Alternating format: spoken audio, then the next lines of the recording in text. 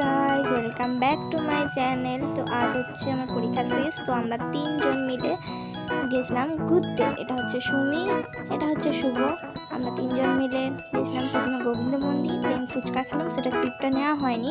তারপরে একটা রেস্টুরেন্টে গিয়ে এক প্লেট মোমো খেয়ে নিয়েছি। তারপরে আরও এক প্লেট মোমো অর্ডার দিলাম, দেন আমরা মোমোটা খেলাম। মোমোটা খেতে খুবই ভালো ছিল, কিন্তু স্পাইসি ছিল অনেক। দেখো এর খাওয়ার ঢংটা কেমন। তো প্রচুর ঝাল ছিল ওই বাস্তবে। তারপরে পকোড়া অর্ডার করলাম, পকোড়া খেলাম তিনজন মিলে। দেন একটা স্প্রাইট খেলাম তিনজন মিলে।